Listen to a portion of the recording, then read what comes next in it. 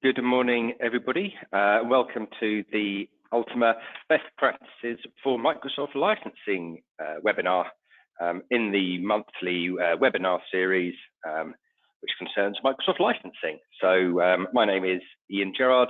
I am one of the Microsoft licensing consultants here from Ultima. I hope you can all see those slides. Again, I just want to cover off, and we'll come to the agenda momentarily, but like I said, my name's Ian Gerard. I am one of the Microsoft licensing consultants here at Ultima.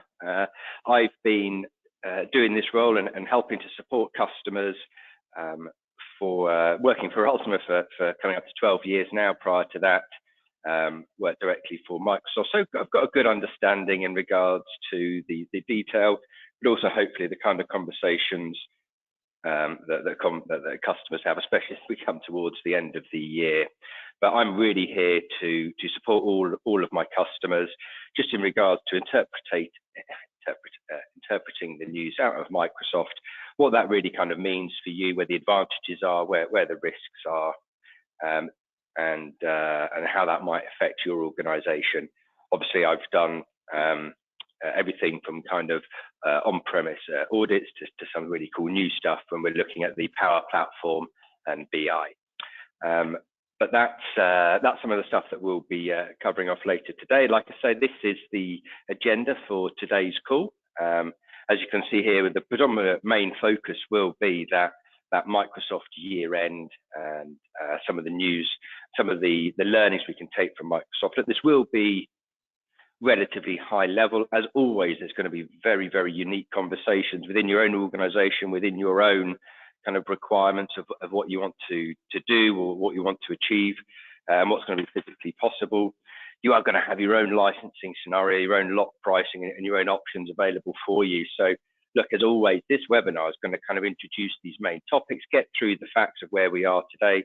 But ultimately, when it comes to your own unique position, do please contact myself or your Ultima account manager, your Ultima licensing consultant, and we'll kind of walk and talk you through this process and what it might mean for yourself. So the predominant focus for this is going to be regarding the Microsoft year end, looking a little bit at the situation leading up to this and the rest of the financial year, the results from Q3, and really what we can learn and what kind of behavior, what the Q3 results, what behavior is that driving within Q4, and you as a customer, how can you take advantage of that or protect yourself from that? There have been actually a spate of new releases and new updates from Microsoft, so I think it's very important to cover those off too. You've got some interesting news in regards to their new pricing approach, but they've also changed some of the rules in regards to Windows Server licensing and multi-geo licensing. So we'll cover off all those pieces as well. At the end, there will be an opportunity for you to ask questions, so please do. And I will cover those off as well. If you'd rather send the questions to us separately and directly, that is very cool as well. So what we'll start by doing, like I said, in a high level approach, is we'll start looking towards the Microsoft year end. Microsoft year runs from the 1st of July up until the end of June. And Microsoft talk about a lot of things that they're marketing, what they want to do as an organization. But ultimately, when we get to Q4, a lot of that can sometimes go out the window, and it is all around just them trying to get in as much revenue as possible, which inevitably leads to certain areas where we can exploit that or not. I think it's important to bear in mind where we were kind of coming in regards to the first half from Microsoft, that Q1 and Q2 between the 1st of July and the end of December, there was significant changes within the Microsoft organization. They were laying off in excess of 10,000 people globally. They were effectively reducing their workforce by about 5%.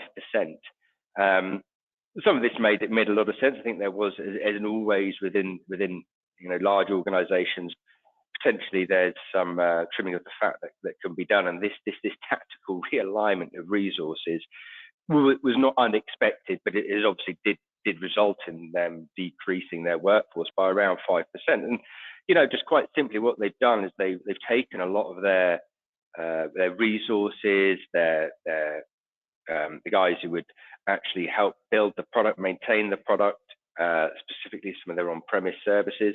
I think Windows Server is still critical and key moving forwards, but we've certainly seen a more of a tactical realignment towards obviously the cloud, but specifically towards AI and automation and all of those new areas, which again we'll come on to later. But that's what we saw Microsoft do, is really remove a lot of superfluous resources from departments that were not driving or making enough money, and they reinvested that into areas that they felt would.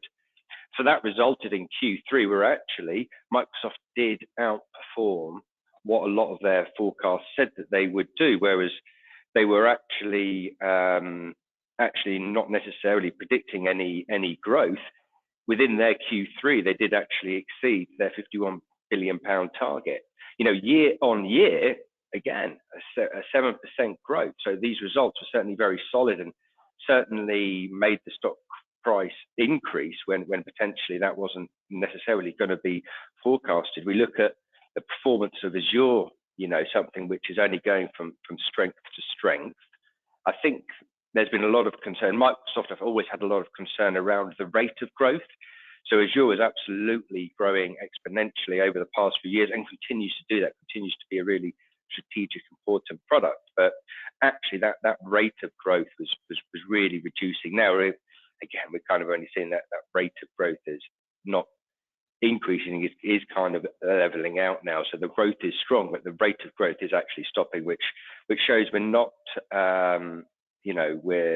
we're really peaking at that period. But that's aligned with some of the other updates Microsoft are going to run through, and I'll run through later with Windows Server, which just kind of supports that Azure piece. And ultimately the message back to the business, the message internally within Microsoft is that they had all this turbulence in their history. They realigned a lot of their resources leading into Q3, and those results have become very positive. So it is one of the trends is certainly as many organizations they are now consolidating around that Microsoft product, standardizing on that Microsoft product, as Microsoft have realigned all their resources into the cloud and into their future products. They've said, customers are doing this, and customers are doing that, and the results reflect that. And actually that's something which Microsoft are carrying into Q4, this whole concept around actually all major enterprises globally are now actually looking very much to consolidate down their IT infrastructure, and that consolidation piece Microsoft are putting together because of their tactical realignment of resources, a really coherent structure and strategy around that. And obviously there must be other things like the product must work, of course. So what we're really talking about with this piece is, let's assume that the product's going to work, and again we can kind of work with you in regards to those deployment roadmaps. What does this mean for Q4? So this means for Q4, Microsoft are still going to be wanting to drive as much revenue as possible in the door before the 30th of June this year. Now, the PC demand is basically non-existent. That's pretty much bottomed out. We know that organizations are consolidating around, they're investing in AI, but really Microsoft haven't gone away from their focus, especially as we come into Q4, on those 6 kind of strategic product areas, which are only going to grow, especially as we move into FY24, especially the top few there, the data and AI piece from Microsoft, specifically looking at Copilot, which will be part of M365 when we kind of get into the new financial year, as your Purview and Synapse. So it really is that how do we actually leverage and extrapolate all the information from our data and then ultimately use that in a really smart way, or how do we actually put in processes that helps us even more consolidate as a business, even our business processes, our workflows, can we do some efficiencies there as well? So this focus on data and AI is key. So if you are looking at some of these products leading into Q4, then that's something which is a very live conversation with Microsoft, and there is incentive out there if you're looking at these products. But crucially, this is not going away. This is going to be a key one as we move into FY24 as well. Similar with the Azure infrastructure, whether that's platform infrastructure or software, that's something that is still going to be key. We mentioned that rate of growth is slowing down, but it's still a really key and significant part of Microsoft's ongoing strategy. They don't discount Azure. You don't buy, oh, I want to get this Windows virtual machine and I want you to give me a really good price for it, Microsoft. And that's not really the way that it works. Microsoft don't really even want you to prepay for Azure now, because there's always the risk, there's always the possibility that you're going to pay for more services than you actually use. So Microsoft's approach to Azure, which is still central, is still like a really key product for them.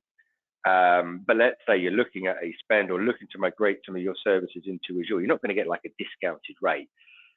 There's savings within kind of MCA agreements, CSP agreements, and we can help you with the invoicing and the pricing. But my point is if you were to say, for example, forecast out alongside Ulta and Microsoft that you were going to spend £100,000 within Azure over the next 12 months, £500,000 of Azure within the next £1 million, whatever it was, they can't discount that. But what they can do is they can recognize that holistic spend, recognize the commitment you're making to Microsoft as that long-term strategic and commercial partner, and discount other areas, discount the workspace side, so your E3 licenses or your E5 licenses. So if you are maybe not the biggest organization in the world and you think, hey, Microsoft aren't really going to be interested in, we're only 200 users or only 500 users, whatever concept you believe you may or may not be too big. Well, actually, if your Azure spend, that is significant. And if you can show Microsoft that as within your enterprise, you're consolidating down on that Microsoft strategy, on that Microsoft product in the areas which they want to do, then there is going to be incentive for you. Is it going to be 50% discount? No, it's not, but it's going to be a little bit of discount. It's going to be funding, and it's going to be making you actually use the product. Because Microsoft don't want you to invest £1 million in Azure and then 12 months time not have used that. They want you to pay as you go. And then they want you to use partners like Ultima to figure out whether you're doing it in the smartest way. Is it optimized? We're utilizing a hybrid use benefit. Is this going to be something that's going to save us money over the course of the next 36 months, moving these services to Azure? Probably not. Probably going to be about the same. So where are the savings? Oh, it's in the extra computing power.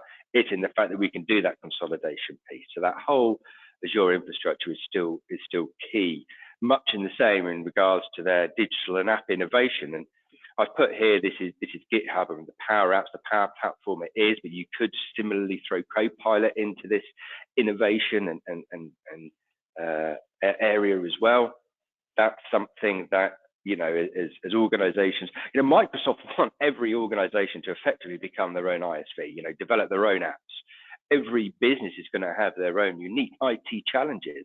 And Microsoft want to make you say, well, actually, I run this firm, that firm. I've developed this particular app for this particular service for a particular business.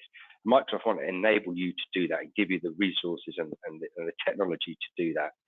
And again, it's around actually utilizing Microsoft as that key innovation partner in the next year. Similarly, the other ones at the end are going to be absolutely no surprises, and certainly as we lead into Q4, it is always going to be a live, Dynamics 365, your business applications, your key critical business systems, this line of business stuff that actually runs your organization is and will continue to be really, really critical. And hey, if you want to invest in Dynamics 365, that means you're not, it's a big piece for you, but that's something that is going to always attract a high level of discount and incentive from Microsoft, especially as we come into Q4. Similarly, with when we say modern work, we're effectively talking about Microsoft 365 E5. It's been a very live discussion throughout the last 12 months and will be certainly for the next 12 months as well. Many organizations cannot justify that move to M365 E5. And Viva, I missed out the V, and Viva's only going to grow. It's like, who actually uses Viva at the moment, right? But it is only going to grow. Yammer is going to be rebranded as Viva, as we already know. But more and more, it's going to become an absolute key part of their collaboration and communications strategy and solution moving forwards. And so, for example, I've got organizations who are looking to do a Microsoft renewal, and they were umming and ahhing regarding Viva, but Microsoft said, "We'll actually take this product for all of your users and commit to it in this FY," and that did actually help us achieve double-digit increase in discount. So look, the business case does still have to be there, but all of that E5 conversation is a very live one in Q4. And very similar, almost the same subject, security. How do we prove the value of Microsoft 365 E5? Well, actually, one of the key products to do that is Microsoft's Defender Suite, whether that's Defender for Endpoint, Defender for Cloud Apps, Defender for Identity, Defender for Office 365. Really key. Gets a high level of discount. Again, shows that you're taking Microsoft forward as your long-term strategic and technical partner. So we mentioned what are we talking about as we come into Q4. You might have an enterprise agreement renewal, you might have an anniversary, where we're looking at a new agreement, you might have a cloud solution, a CSP agreement, an MPSA agreement, you might even have an old open agreement, although I doubt it, but you might do. And this is all around Microsoft are kind of reintroducing almost the deployment vouchers. Again, it's around incentivizing customers with a cheaper price point for sure, but making sure you've got the tools and support to actually then deploy the technology that you've bought. There's a big campaign at the moment, and it's marketing as the do more with less campaign, but it all boils down to customers buying Microsoft 365. Again, if you're buying 365, you're standardizing on that Microsoft product. So that's something that Microsoft wants you to do. If you have never bought Microsoft 365, there is a promo at the moment in the market until the end of June that you are going to get at least 10%, potentially up to 25% discount. And this is if you have never bought Microsoft 365 before. I think there's a slight caveat that you're allowed to have like maybe 10 subscriptions. So it's really an aggressive opportunity. There's not many customers out there who haven't bought Microsoft 365 yet, whether that's E3 or E5. But if you are one of those organizations, then you could find yourself in a very strong position. That's running up until the end of June, 10 to 25% discount across CSP, EA, for any organization who is looking to buy Microsoft 365 E3 or E5 for the very first time. As always, we're talking about high level, but there are other areas of focus as we drive towards Q4 and as you are looking to secure the best price point, the highest level of discount. How do we make sure that we're driving the best deal with Microsoft? The other areas of focus for competitive product, again, consolidating down on that Microsoft piece. If you are using things like McAfee and Mimecast, if we can identify that, identify the fact that you as an organization might be looking to replace that competitive product and standardize on the Microsoft one, that's always a conversation we can then build a business case, take that to Microsoft's deal desk, the guys who run the Microsoft licensing in the UK, and we can say, hey, this customer needs to have better pricing because they're currently not using the Microsoft product. And again, there's all around that deployment roadmap. So it's all very well and good to say, well, actually, let's just buy the Microsoft product, but you might be tied into McAfee. Your renewal's in June, but you might be tied to McAfee or Mimecast until December or for another 8 months. So it's all around just bringing out, well, okay, they want to buy this product, but the customer's not actually going to deploy it because their renewal's not actually for another 6 months after this or 8 months after this, or actually there's other products, there's other projects. So they're not actually going to deploy, they're not actually going to be able to get value from that product for the first X number of months. So we work with customers, look at that deployment roadmap, figure out when you're going to get value from the product and build in the discount and appropriate to that. Say to Microsoft, we need to get a 10% discount for this customer. Well, why do they need that? Well, because they want to buy the Microsoft product, they want to standardize, they want to utilize Defender for Endpoint, but they're currently using McAfee and they can't actually move away from that for the next 6 months, but their renewal is now, or the next 12 months. So they're not going to get value. They're buying this license for 3 years. They're not going to get value for the first year. So that's why. So all of these types of conversations, understanding what your deployment roadmap is, but you may or may not be happy to share, and then baking in the discount, but kind of actually being pretty collaborative with Microsoft. Some organizations don't want to stick their head above the parapet and invite all of this attention from Microsoft, which I completely get. as well, by the way. But if you do, then great. Let's work with them. Let's work through that roadmap and prove, again, just build a really strong business case that are building into all of the strategic products Microsoft wants to talk about, the overarching theme of centralizing and standardizing and consolidating on that Microsoft piece, but actually the tangible, tactical day-to-days of the fact that, well, actually this renewal isn't due for this long. So it's great and it's all good, but we need this because this is our business challenge. And this just shows you this. You know, understanding the Microsoft targets is like obvious, right? Of course, but you've got sales guys and sales teams and solution specialists who are coming up to the end of June, and they've all got their KPIs and they've all got their targets. And they might say, we are agnostic about whether you buy an enterprise agreement or a CSP agreement. But the fact remains that if you buy an enterprise agreement, that salesperson, that sales team, Microsoft as a whole, recognize a full year's worth of revenue up front, as opposed to CSP, which is much more flexible. It's more expensive, a little bit more restrictions, but you're only seeing it month on month. It's a lower investment, more flexible, better for the phased approach, smaller organizations. CSP is only going from strength to strength, honestly. But right here, right now, as we come into Q4, we are seeing the behavior from Microsoft where the sales guys want to get the year's revenue in rather than the month's revenue.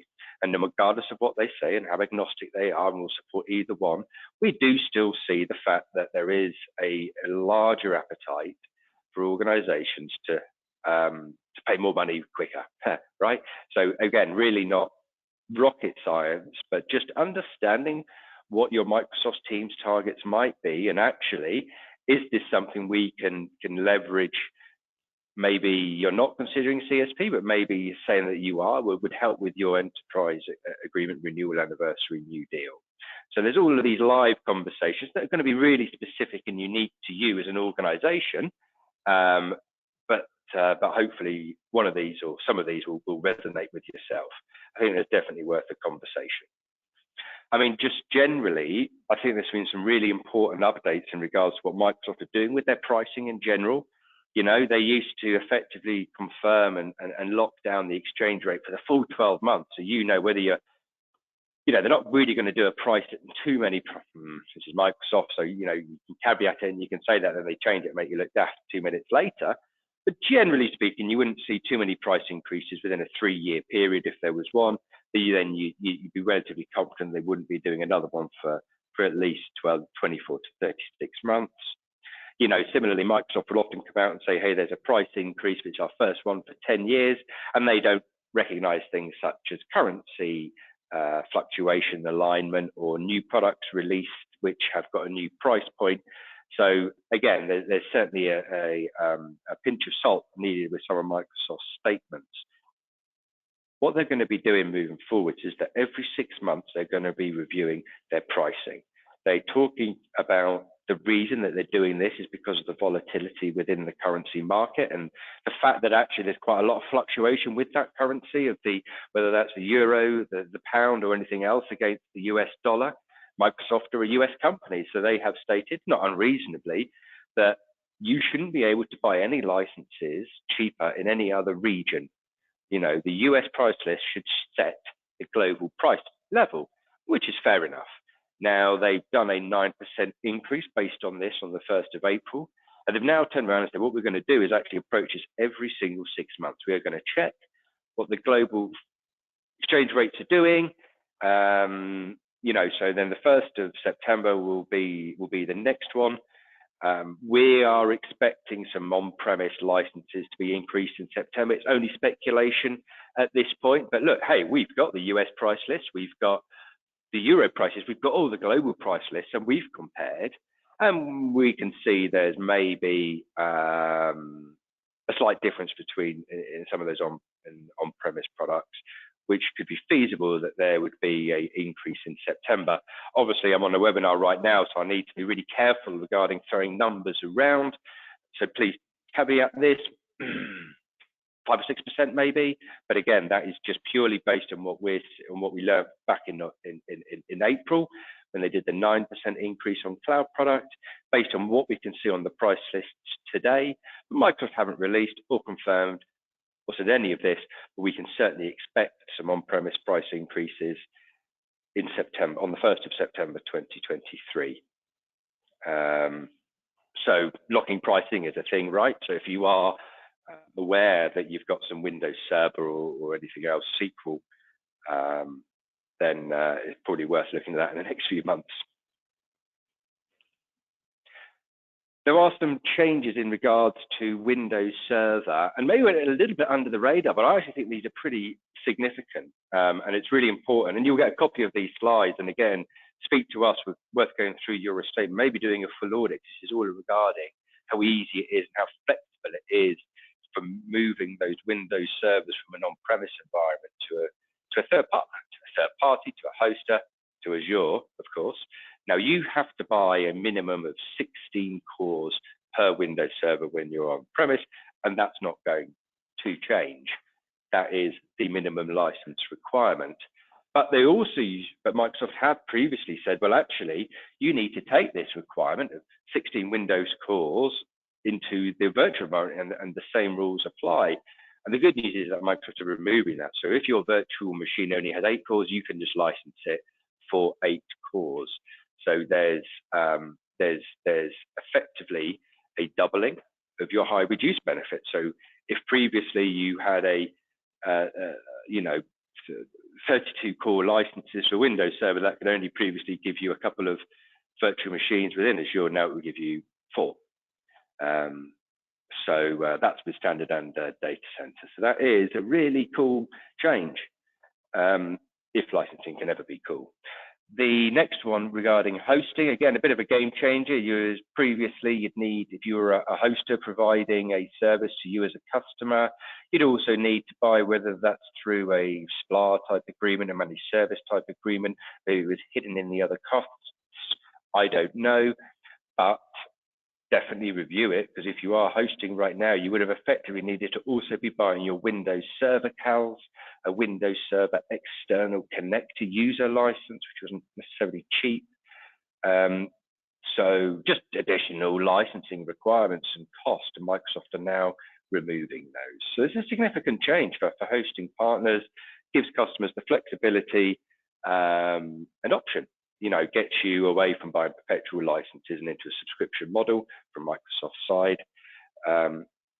One of the things is, the next one is regarding if you're using a data center to license your on-premise estate, you previously have to build all your VMs as data center edition as well. Microsoft relaxed that, said you can actually use that with, you actually have a data center host and then have a standard edition VM. Good update. Good change, more flexible. Finally, the Azure hybrid use benefit on CSP, you had to buy again, similarly, just making it more flexible, making it easier for you to move your services to the cloud. You previously have to buy like a license that covers 8 cores. So if you had a 20 core, and always sold in batches of 8, so if you had a 20 core virtual server, you have to kind of buy 4 cores for that. That'll be changed. You can kind of do it in batches of 2 as you can, and then EA, and therefore you only have to license for the correct number of licenses. Multi-geo capabilities are coming to CSP. Again, bit of a game changer, this one potentially, but starting from the 1st of June, multi-geo will effectively be available in CSP. It was not before, but it will be from the 1st of June, which is great. Obviously, multi-geo being able to attack that global residency requirement. So, on a single tenant, you can kind of direct the data to be stored in a variety of different satellite geographic locations. So there's going to be kind of a few purchase options from the 1st of June. It is a big one. If you've been following this, which you may or may not have been, literally waiting for this for like over a year, it's kind of insane. But the good news is it's going to be available from the 1st of June. There's a clampdown, if you weren't aware, on Teams room licensing policy. It's always kind of been a rule, right? You're not allowed to use like per user licenses to cover a room or device in the room. Microsoft, you're not allowed to do that, but really, was it a thing? Well, absolutely going to be for the 1st of July, Microsoft are clamping down clamping down, apparently. So let's just make sure that you are using Teams Room devices to cover Teams Rooms and not using per user licensing. We've also actually seen, while I'm on the subject of Teams, we've seen, for those who are aware, you know, that desktop client, you've got Teams Premium, which is a advanced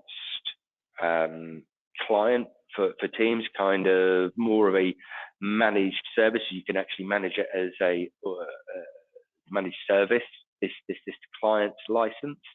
Now, you will also, well, if you didn't know, there is, it's going to be relatively costly, but there is some introductory pricing for the Teams Premium licensing, and that's available up until the end of June, and I think it's running at like a 50-odd% discount. So let us know if you're interested in that. You'll have also seen an update or a new product called let me just detangle my tongue. The InTune Plan 2 and InTune Suite is a new product from Microsoft. Microsoft kind of announced it would actually be a new thing back in October, and it was launched on the 1st of March. So you've got InTune Plan 1, you've got InTune Plan 2, and you have got the InTune Suite. Bear in mind, if you've already got Plan 1, then you will be able to kind of add on Plan 2 or the Suite, for example. You know, Plan 1 and Plan 2, sorry, everything within Plan 1 is within Plan 2, so it is like an add-on type license. That InTune is always and will always and continues to offer that cross-platform support, that built-in endpoint security, that mobile app management, endpoint analytics, configuration manager. What Plan 2 brings, well, there's a few things, but the main things in the main conversations we're having, Plan 2 is you've got better mobile app management. I think it's called InTune Tunnel. It's to kind of help support lightweight VPN solutions, and maybe iOS and Android devices, and no device enrollment. You know, device enrollment is not required for that. But then you've also got within Plan 2, which is again very much on topic, is actually it's a set of device management for purpose-built devices. So actually we're talking about like augmented reality devices, like VR headsets, large smart screen devices, meeting rooms. Actually, InTune Plan 2 is designed to support them. There is then going to be, and this is a bit of a caveat from Microsoft, because you might hear about all this new stuff that's coming to InTune and you think, oh, well, that must be part of Plan 2. It's only those things I've just mentioned that are part of Part 2. If you hear Microsoft or read some stuff regarding remote help, you know, this help desk to the end user being part of InTune, that's true, but that will be an add-on cost. You have to pay extra for remote help. You might hear about, or you might need to manage the endpoint privilege management, you know, for standard users who need that elevated approvals. That's going to be an add-on. That's going to be extra stuff to pay on top of the InTune Suite. Similarly, the advanced endpoint analytics piece. So if you want to actually improve that end user experience and, you know, your IT admins learn from the behaviors, et cetera, well, actually that is going to be an add-on as well. So, you know, a bit of a caveat. Yes, there is InTune coming out, Plan 2, but actually Microsoft are also releasing a host of new features that they're saying, oh, no, even that is an add-on. So really, InTune Plan 2 is regarding managing those like special devices, like lightweight VPN or, you know, VR headsets, smart devices, that cool stuff. Whereas if you actually need more of the analytics, kind of the privilege management stuff, that's all going to be an add-on cost. So just be aware of that. Just quickly, you can now request a Power App license via the admin portal itself directly. In regards to Defender for Endpoint, this does support mixed licensing. So again, you know, if you were to, a lot of these are kind of tenancy level technologies, and you kind of think, well, it has to be applied to all users, and therefore, if you had just a single Plan 2 license within Endpoint Management or Defender for Endpoint, sorry, that would always take precedence. You'd like, oh well, you have to license everybody for Plan 2 because that's the highest functionality subscription that you have, and therefore that's going to set a precedent. Now they're saying actually you can absolutely, kind of in preview, but you can absolutely have a mix of Plan 1 and Plan 2 licenses, which is pretty cool.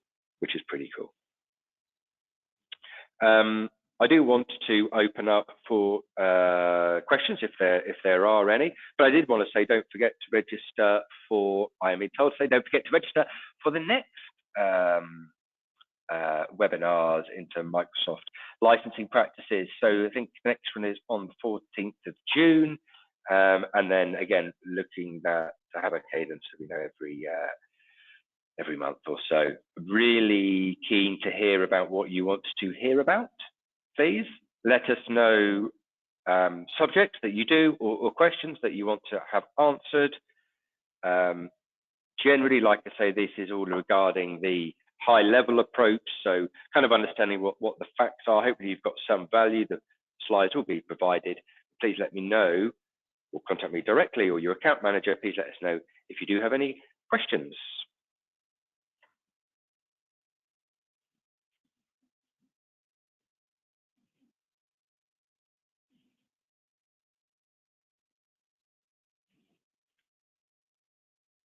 Okay. Doesn't seem to be the case. So thank you very much, everybody, for joining.